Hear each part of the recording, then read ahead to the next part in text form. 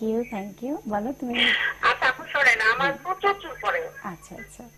মানে চুল পড়ে মাঝখান দিয়ে ফাঁকা হয়ে যাচ্ছে। আচ্ছা, তোমার বয়সটা বলা যাবে? এটা বন্ধ করার উপায় কি? চুলটা অনেক রাফ। আচ্ছা, তোমার বয়সটা কি বলা যাবে?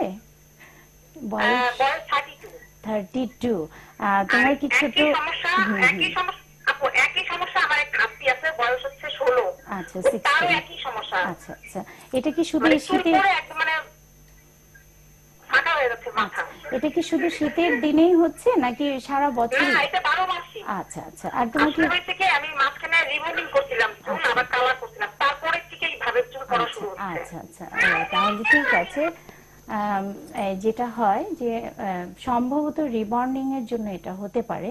আমরা সাধারণত দেখি যে যারা রিবন্ডিং করে তাদের চুলটা কিন্তু এমনিতেই ড্যামেজ হয়ে যায়। মানে রিবন্ডিং তো একটা মেডিসিন, সেটাকে তোমার হয়তো কার্লি চুল কিংবা ওয়েভি চুল, সেটাকে তুমি স্ট্রেট করে ফেলেছো, রিবন্ডিং করে ফেলেছো। সো পুরো চুলের উপরে কিন্তু অনেক প্রেশার গিয়েছে। প্রথমত মেডিসিন, দেন আয়রন করা হয়েছে। অনেক পার্লারে দেখা যায় 2 বার 3 বার 4 বার করে ওরা আয়রন করে, 5 থেকে 7 বারও করে, সারা দিন লাগিয়েও করে। সো চুলের উপরে অনেক প্রেশার, তখন চুলটা অনেক পাতলা হয়ে যায়, লাইট হয়ে যায়, এই জন্য ভেঙে যায়, পড়ে যায়, এই প্রবলেমগুলো হয়।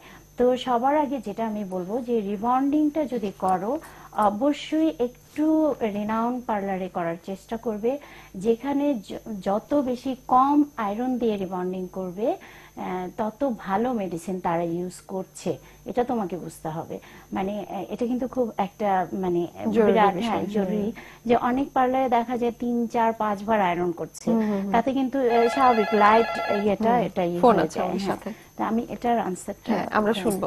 Hello hello hello. হ্যাঁ, আসসালামু আলাইকুম। হ্যালো, ওয়ালাইকুম আসসালাম। কে আছেন আমাদের সাথে? আমি ময়মনসিংহ থেকে ফারিয়া বলছি। হ্যাঁ ফারিয়া, অভিনন্দন ফোন করার জন্য। কথা বলুন অতিথির সাথে। হাই ফারিয়া। হ্যালো আপু। হ্যাঁ, কেমন আছো তুমি? ভালো আছেন? হ্যাঁ, ভালো আছি। আপু আমার স্কিনটা হচ্ছে অনেক অয়েলি। আচ্ছা। এবং আমার মুখে ব্রণের কিছু দাগ রয়েছে। আচ্ছা আচ্ছা। এবং হালকা ছোট ছোট গর্ত ছিল। আচ্ছা, ব্রণ থেকেই গর্তটা হয়েছে? ব্রণ থেকে কি গর্তটা হয়েছে? জি জি, ব্রণ থেকে গর্তটা হয়েছে। আচ্ছা আচ্ছা। আমি যখন প্রতিদিন বাইরে বের হচ্ছি, তখন আমি কি ইউজ করতে পারি একটু ফ্রেশ লাগার জন্য? আচ্ছা, এখনো শীতের দিনেও তোমার স্কিনটা অয়েলি? জি জি, হালকা হালকা, তবে গরমের দিনে বেশি। হ্যাঁ, বুঝতে পারছি। তোমার বয়সটা বলা যাবে? জি জি, আমার 25। আচ্ছা, 25। ঠিক আছে, আমি বলছি, তুমি শোনো। আমরা আসলে ওর প্রশ্নের উত্তরটার আগে আগের প্রশ্নের উত্তরটা শেষ করব। ওর প্রশ্নের উত্তরটা আমরা একটুখানি ব্রেকের পর এসে নিব। ওইটা যদি সংক্ষেপে একটু বলে দেন আগে। চুল পড়া, রিবন্ডিং হেয়ার, খুব শর্টকাটে শুনবো। রিবন্ডিংটা তুমি অবশ্যই যেখানে মাত্র একবার আয়রন দিয়ে করবে সেখানে করবে। আর যেহেতু তোমার হেয়ার ফল হচ্ছে, সেজন্য তোমাকে একটু হেয়ার ট্রিটমেন্ট করতে হবে, পারলে হেয়ার স্পা করে নিও। এবং তার এই চুলের আরো একটা আলাদা যত্ন প্রয়োজন, আমরা সেই বিষয়ে বিস্তারিত জানবো। ছোট্ট একটা বিরতি নিয়ে ফিরে আসছি। প্রিয় দর্শক, জয়া হেয়ার রিমুভাল রূপতনুর এই আয়োজনে আরো একবার নিয়ে নিচ্ছি ছোট্ট একটি বিরতি। ফিরে এসে আরো অনেক কিছু জানবো, সাথেই থাকুন।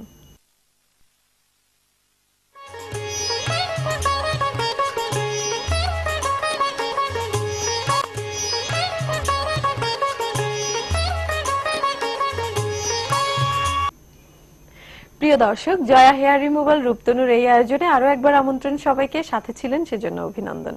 আবারও ফিরে এলাম। আমরা যে বিষয়টি নিয়ে কথা বলছিলাম যে রিবন্ডিং করার পরে তার চুল ফাঁকা হয়ে যাচ্ছে এবং তার আরেক রিলেটিভেরও একই সমস্যা। তো কিভাবে রিবন্ডিং এর পরে একটা কেয়ার, আফটার রিবন্ডিং কি কেয়ারটা আছে? হ্যাঁ, আফটার রিবন্ডিং সবসময় আমরা, যেহেতু হেয়ারটা ড্যামেজ হয়ে যায়, সো আমরা এটা একটু স্পেশাল টেক কেয়ার তো নিতেই হবে। ঘরোয়াভাবে কিছুটা আমরা ওয়াইল মাসাজ করে কিছুটা হয়তো পারছি, বাট আফটার রিবন্ডিং আমরা সবসময় বলি একটু পার্লারে আসতেই হয়। প্রোটিন ট্রিটমেন্ট আমরা সাধারণত দিই কিংবা হেয়ার স্পা দিই। তো মান্থলি একবার প্রোটিন ট্রিটমেন্ট নিলে খুবই ভালো, হেয়ার ফলটা বন্ধ হয়ে যায়।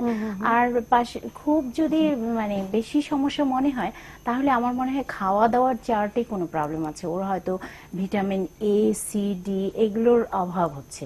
যে জিনিসগুলো ওর খাবারের চার্টের মধ্যে ও সবুজ শাকসবজি ফলমূল এই জাতীয় জিনিসগুলি যদি রাখে, বেশি করে। হ্যাঁ লিকুইডের পরিমাণটা যদি একটু বাড়িয়ে দেয়, তাহলে আমার মনে হয় ওর যে হেয়ার ফল প্রবলেমটা সেটা অনেকটা কিওর কমে হয়ে যাবে। যাবে। হ্যাঁ, তার পরবর্তীতে আরো একটা বিষয় ছিল, আরেকটি ফোন ছিল যে ওর স্কিন skin, অয়েলি, হ্যাঁ। পিম্পল আছে, হ্যাঁ, সেই spot বিষয়টা হয়ে যাচ্ছে, স্পট হয়ে হ্যাঁ। যাচ্ছে। ওয়াইল স্কিনের জন্য আমি যেটা বলবো যে এই বয়সে, ওর যে বয়স এই সময়টায় কিন্তু ওয়াইল স্কিন তো খুবই ভালো স্কিন, কিন্তু অনেক দিন কিন্তু এইজের ছাপটা পড়ে না। আমরা কিন্তু ওয়াইল স্কিনটাকে সবসময় ভালো বলি, তবে এটা একটু স্পেশাল টেক কেয়ার করতে হয়, যে খুব ক্লিন রাখতে হয়, কারণ ওয়াইল স্কিনের ডাস্ট খুব ধরে এসে বেশি, যায়। হ্যাঁ, এসে যায়। সো ও যখনই বাহিরে যাবে অবশ্যই বাসায় ফিরে যেটা ফর ওয়াইল স্কিনের জন্য ফেস ওয়াশ, সেই ফেস ওয়াশটা সে ইউজ করবে। সে যখন বাজার থেকে কোনো ফেস ওয়াশ কিনবে, সেখানে ফর ওয়াইল স্কিন লেখা আছে কিনা এটা একটু দেখে কিনবে, তাতে কিন্তু স্কিনটা ড্রাই হয়ে যাবে। আর ঘরোয়াভাবে সে যদি ড্রাই করতে চায়, তাহলে সে শুধুমাত্র মসুরের ডালটাকে ব্লেন্ড করে সেটা কিছুক্ষণ দিয়ে রেখে দেন ওয়াশ করে ফেললেও কিন্তু একটা ভালো ফেস ওয়াশের কাজ করে। হ্যাঁ, আর ওয়েলটাও কিন্তু ফেস থেকে চলে যায়। আর অতটা সময়ও যদি না থাকে, তাহলে আমরা একটু ময়দা গুলিয়ে সেটা কিন্তু পুরো ফেসে লাগিয়ে কিছুক্ষণ রেখে ওর ওয়াশ স্পট করে গুলোর ফেললেও- জন্য কি হ্যাঁ, এটা কার্যকরী? হ্যাঁ, স্পটের ব্যাপারগুলো কিন্তু মসুরের ডালটা খুব কাজ করে। আচ্ছা, আচ্ছা। আমি দেখেছি মসুরের ডালের সাথে তুমি ওয়ান টিস্পুন মসুরের ডাল, এক ফোঁটা মধু, তার সাথে একটু টার্মারিক পাউডার যদি তুমি মিক্স করে মুখে লাগিয়ে রাখো 10 মিনিট, দেন ওয়াশ করে ফেলো। অন্তত সপ্তাহে 3 দিন এটা যদি তুমি কন্টিনিউয়াসলি 3 মাস ইউজ করো। টার্মারিক কোনগুলো যেটা আমরা খাওয়ার জন্য, না, রান্নার জন্য এখন ইউজ করা আসলে হয়? আমাদের এত ব্যস্ত জীবন, এটা কোথায় করা আমরা কাঁচা সম্ভব না। হলুদ পাবো? সেই দাদু নানুর আমলের ব্যাপারগুলো এখন কিন্তু ওইভাবে আর হচ্ছে না। তার So মানে হচ্ছে আমি- রান্নার হ্যাঁ, ডাস্টটা যেটা আছে হ্যাঁ, ওটাও সেটাই দেওয়া যায়। আমি তো তাই বলি, বাচ্চা মেয়েরা যারা আসছে বা এদের বলি যে ঘরোয়া ভাবে হ্যাঁ, তোমরা এটা shortcut। করো, এবং কাজ হচ্ছে, সেটাও খারাপ কিছু না। আমরা নিজেরাও কিন্তু অল্প সময়ের মধ্যে এটা করছি। হ্যাঁ। খুব ভালো লাগছে। আর আরেকটি বিষয় নিয়ে আমরা যেটা কথা বলছিলাম, যে আসলে যেটি আমার বলা ছিল যে অল্প দিনে বুড়িয়ে যায়, যেতে চায় না কেউ। আসলে বয়স কখনো ধরে তো রাখা যায় না, কিন্তু এক একটা বয়সের এক একটা সৌন্দর্য থাকে। সেই সৌন্দর্যটা কিভাবে ধরে রাখা যায় যদি বলেন? খুব সুন্দর কিন্তু প্রশ্নটা, কারণ আমার মনে হয় সবার মধ্যে এই জিনিসটা থাকে। তো এটার জন্য মেইনলি যেটা করতে হয়, একটা বয়স পর্যন্ত আমরা 22 পর্যন্ত ওইভাবে বাউন্ড করি না যে পার্লারে আসো ফেসিয়াল করো এই ব্যাপারগুলো, বাট আফটার 22 অবশ্যই অবশ্যই অবশ্যই ফেসিয়াল করতে হবে। বিশেষ করে মাসাজে ব্লাড সার্কুলেশন হয়, স্কিন হাইড্রেট হয়। আমাদের স্কিনটা কিন্তু ডিহাইড্রেট হয়ে যেতে থাকে আস্তে আস্তে করে, আমাদের ডেড সেলগুলো বেড়ে যায়। সো আমরা মাসাজ করলে ডেড সেলটা কমে আসে, স্কিন হাইড্রেট আমাদের সাথে একজন দর্শক এভাবেই আছেন। কিন্তু টাইট থাকে। হ্যালো, হ্যালো, আসসালামু আলাইকুম। আসসালামু আলাইকুম আপু, আমি তামিম মিরপুর থেকে বলছি। আমি অনেক ধন্যবাদ ফোন করার জন্য, কথা বলুন। হাই ফামিন, কেমন আছো তুমি? হাই আপু। ভালো আছো? আপু আমার সমস্যা হচ্ছে, আমি আর আমার বোন, আমার 17, আমার বোনের 22। আচ্ছা, আমাদের দুজনের প্রচুর হেয়ার ফল হচ্ছে, কোনোভাবেই কমছে না। আমরা অনেক কিছু ইউজ করছি, আচ্ছা, আর আমার প্রচুর ড্যান্ড্রাফ হচ্ছে, আর চুলের আগা পাতলা হয়ে যায়, মানে বড় হয় আর পাতলা হয়, আচ্ছা, তোমার আর বড় হতে চায় না সহজে। আচ্ছা আর শীতে প্রচুর চুল পড়তেছে, রিমুভ হচ্ছে না hair আচ্ছা fall। আচ্ছা, তোমার মেইন প্রবলেমটা কিন্তু ড্যান্ড্রাফ, মানে এত কিছুর মূলে কিন্তু রয়েছে ড্যান্ড্রাফ। সো তোমাকে আগে মানে প্রবলেমটা কি সেটা জানতে হবে, ড্যান্ড্রাফটা কি করে কিওর করবে। ঘরোয়াভাবে যেটা করবে সেটা আমি বলে দিচ্ছি, তাতে যদি না হয় পরবর্তীতে তোমাকে একটু পার্লারে যেতে হবে।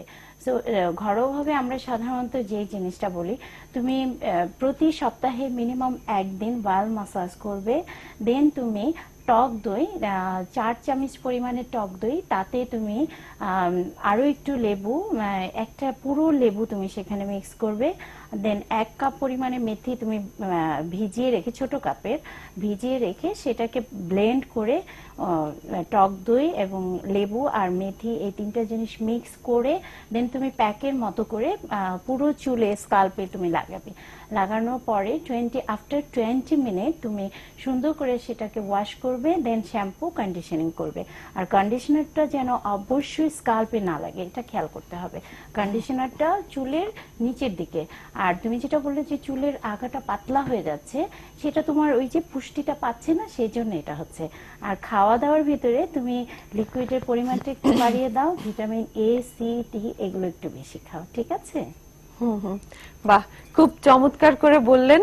এবং যেটা আমরা কথা বলছিলাম যে ভুলে যেতে চায় না, আসলে একটা বিষয় কিন্তু বলতেই হয়, সেটি হচ্ছে মানুষের মনের সৌন্দর্য এবং ভেতরকার সৌন্দর্য কিন্তু মানুষের চেহারায় ফুটে ওঠে। হ্যাঁ, মানুষের মুখ তো মনের আয়না, এটা সবসময় বলে। আমার যদি আজকে মন খারাপ থাকে, আমি যতই সাজুগুজু করে আসি, তুমি দেখবে একটু কোথায় যেন মলিন ভাব থেকেই যায়, তাই না? সো আমাদের ভেতর থেকেও অনেক বেশি নিজেকে অনেক বেশি ভালো রাখতে হবে, খুশি মন, খুশি আনন্দ, মানে পজিটিভলি ভাবতে হবে, সবকিছু পজিটিভলি নিতে হবে। দ্বিধা, সংশয় কিংবা কোনো বিষয় নিয়ে বেশি অতিরিক্ত চিন্তা করা, এই বিষয়গুলো কিন্তু মানুষের চেহারায় প্রতিফলন হয়। আরেকটি বিষয় হচ্ছে, যেই যুগ মানুষের ফেসবুক, মানুষের কম্পিউটার, টেলিভিশন, এই আইটেমগুলো মানুষকে রাত জাগাতে কিন্তু সাহায্য করে। এই জায়গাগুলো থেকে আমাদের বেরিয়ে আসা উচিত। অনেক ভালো লাগলো আপু, এতক্ষণ কথা বললাম, চমৎকার কিছু বিষয় জানলাম, এবং আপনি সবসময় এরকম হাস্যোজ্জ্বল থাকেন, দেখতে খুব ভালো লাগে। এভাবে বারবার আমাদের আয়োজনকে আপনি এসে সমৃদ্ধ করবেন, এটা প্রত্যাশা থাকলো। আমাদের স্টুডিওতে এসে সময় দিয়েছেন, অনেক ধন্যবাদ আপনাকে। অনেক ধন্যবাদ আমাকে আমন্ত্রণ করেছো। আর মোহনা টিভিকেও অনেক ধন্যবাদ আমাকে এখানে ইনভাইট করার জন্য। Thank you very much. প্রিয় দর্শক, জয়া হেয়ার রিমুভাল রূপতনুর আজকের এই আয়োজন এ পর্যন্তই। সাথে থাকবেন আগামীর আয়োজনে, সেই প্রত্যাশায় আজকের মতো বিদায় নিচ্ছি। দেখা হবে আগামীর আয়োজনে। সবাইকে শুভেচ্ছা।